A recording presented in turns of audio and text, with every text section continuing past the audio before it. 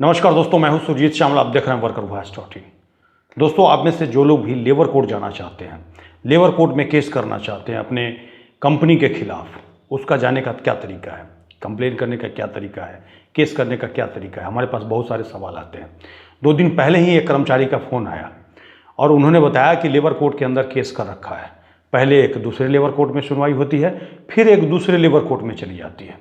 असल में उनको पूरा प्रोसेस नहीं पता था, और तो और वो जानना चाहते थे कि कब तक उनका फैसला आ पाएगा, क्या आएगा। तो आज इन्हीं सारी बातों को ध्यान में रख करके एक कंप्लीट वीडियो ए से जेड जानकारी, जो कि पिछले कई वर्षों में एक्सपीरियंस करके सीखा है, पढ़ा है एक्ट को, और उसके बाद बताने जा रहा हूँ। ये बातें आपको कोई नहीं बताएगा, खासकर वकील तो कभी भी नहीं बताएंगे। तो आपके जागरूकता के लिए है। उम्मीद करूँगा आप पूरा वीडियो को देखिएगा और साथ ही इस वीडियो को अधिक से अधिक मजदूर कर्मचारी साथी तक पहुंचाइएगा, ताकि वो खुद से भी जाकर के अपना केस लड़ पाएँ। और अगर किसी वकील के माध्यम से, किसी यूनियन के माध्यम से भी लड़ते हों, तो कम से कम उनको जानकारी हो, उनको कोई बरगला ना पाए। तो आइए स्टेप बाय स्टेप करके पूरी जानकारी जानते हैं। आपको बता दूं कि अगर आपको किसी मालिक या कंपनी के द्वारा नौकरी से निकाला जा रहा है बिना किसी नोटिस के, या फिर नोटिस दे करके ही निकाला जा रहा है, और आपको लगता है कि आपको साथ ही इन्होंने अन्याय किया है, इलीगल रूप से आपको नौकरी से निकाला है, तब आप लेबर कोर्ट का दरवाज़ा खटखटा सकते हैं। लेकिन डायरेक्टली आप लेबर कोर्ट नहीं जा सकते हैं। उसके लिए कुछ स्टेप को फॉलो करना होता है। उसी को इस वीडियो के माध्यम से बताऊंगा, जिससे कि बिना किसी वकील के सहायता भी आप डायरेक्टली जाकर के लेबर कोर्ट पहुंच सकते हैं, वहां अपनी केस लगा सकते हैं, अपने केस की पैरवी कर सकते हैं, अगर आप थोड़ा बहुत जानकारी पढ़ना जानते हो या पीछे से हमारा वीडियो देखते हो। तो आज एक एक पॉइंट आपको बताने जा रहा हूँ। सबसे पहले सवाल ये उठता है कि लेबर कोर्ट कौन जा सकता है। तो आपको बता दें कि आईडी एक्ट के हिसाब से वर्कमैन के परिभाषा में जो लोग कवर्ड होते हैं वही लेबर कोर्ट जा सकते हैं। अब पूछेगा वर्कमैन का परिभाषा क्या है, तो आपको सिंपल तरीका से बता दूं कि वर्कमैन वो लोग हैं जो सुपरवाइजरी कैटेगरी में नहीं आते हैं, एडमिनिस्ट्रेटिव पोस्ट पे नहीं आते हैं, या फिर मैनेजरियल पोस्ट पे काम नहीं करते हैं। कहने का मतलब हायर अथॉरिटी वाले पोस्ट पे आप काम नहीं करते हैं तो आप वर्कमैन माने जाएंगे। कई बार ऐसा भी सवाल आया है कि हमारी सैलरी इतनी है, लेकिन ध्यान ये देना है कि आपके पास पावर नहीं हो। कहने का मतलब आप किसी को नौकरी से नहीं निकाल सकते हैं, या फिर आपको कोई रिपोर्ट नहीं करता हो, तो ऐसे में आप भी वर्कमैन माने जाएंगे, भले ही आपका कस्टमर केयर एग्जीक्यूटिव क्यों ना लगा दिया जाए पोस्ट के आगे। तो इस बात को ध्यान में रखना है। और अगर आप वर्कमैन की कैटेगरी में आते हैं तो लेबर कोर्ट जा सकते हैं।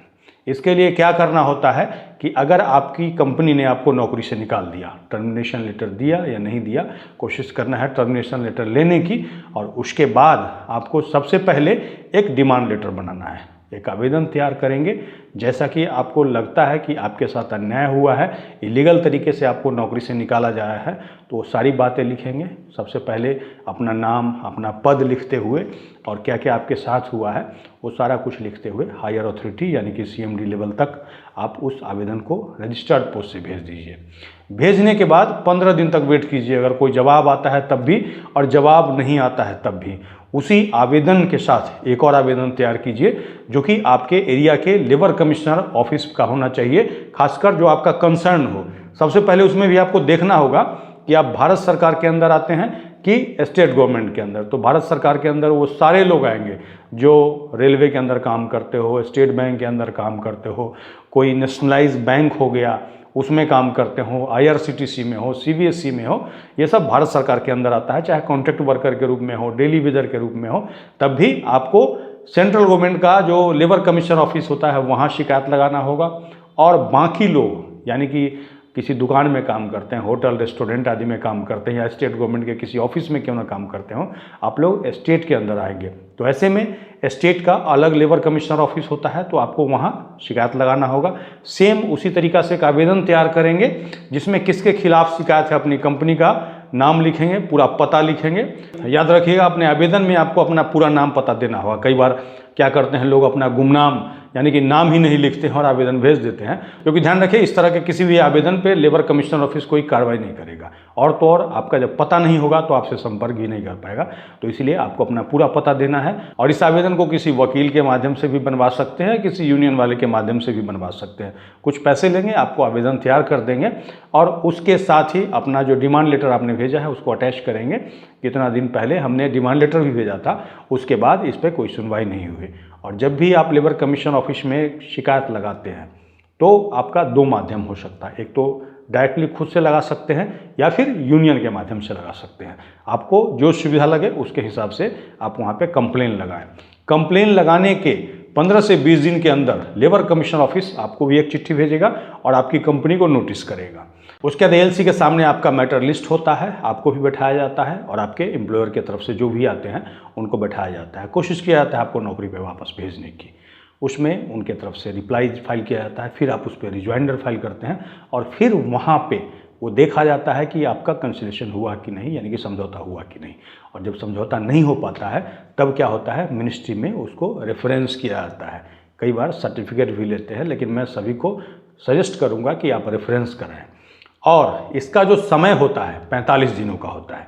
ज़्यादा दिन अगर आपको लगे कि लग रहा है तो वहाँ पे एक आवेदन दें कि भाई 45 दिनों के अंदर आप इसको रेफरेंस कर दें अगर समझौता नहीं हो पा रहा है। क्योंकि कई बार क्या होता है 6 महीने 1 साल तक लेबर कमीशनर ऑफिस में ही चलता रहता है, जबकि वो क्या होते हैं, समझौता अधिकारी होते हैं, वो आपको नौकरी पे रखने का आदेश जारी नहीं कर सकते हैं।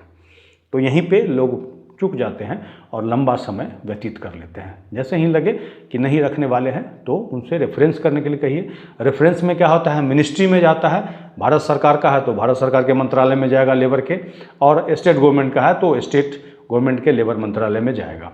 वहाँ जाने के बाद वहाँ से भी फिर एक नोटिस करते हैं आपकी कंपनी को, और वहाँ से 1 महीने के अंदर जवाब नहीं आता है तो फिर क्या करते हैं, संबंधित जो लेबर कोर्ट है या CGIT जो सेंट्रल का है वहाँ उसको रेफर कर देते हैं, यानी कि आपका मामला लेबर कोर्ट में चला जाता है।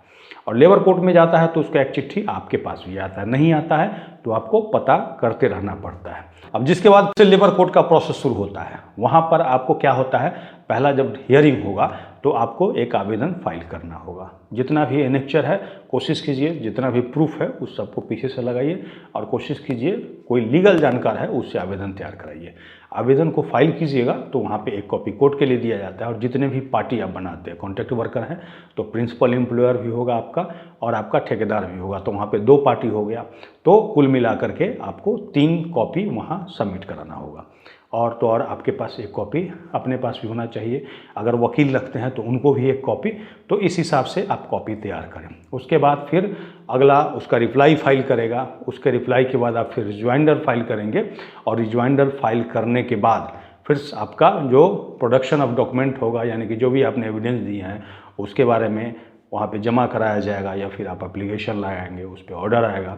ऑर्डर आने के बाद गवाही शुरू होता है। गवाही जब शुरू होगा तो आपके तरफ से एफिडेविट दिया जाएगा। पहले आपकी गवाही होती है। गवाही में क्या होता है, आपने जो आवेदन दिया है एफिडेविट के साथ, उसी पे अगला जो कंपनी है उसका जो वकील है आपको क्रॉस करता है। क्रॉस करने का मतलब आपकी बात को झुठलाने की कोशिश करता है, उसी में से कुछ सवाल पूछता है और उसको नोट कराता है। एक तरह से उसी को गवाही माना जाता है। फिर कंपनी वाले की तरफ से भी जिनको लेकर के आते हैं वो भी एक एफिडेविट देते हैं जिसका कॉपी आपको मिलता है। फिर आपके वकील उसको क्रॉस करते हैं और उसके बाद जा कर के बहस होता है। और बहस में ही जो भी आपको बात रखना है, जो भी पीछे आपने डॉक्यूमेंट दिए हैं, एविडेंस दिए हैं, आपके वकील उनके वकील से बहस करते हैं। अगर आपने वकील नहीं रखा है तो आपको बहस करना पड़ेगा, और तब जा कर के लेबर कोर्ट का फैसला आएगा, और तब जा कर के आपको जीत मिली कि हार मिली। ये पूरा प्रोसेस A to Z का है।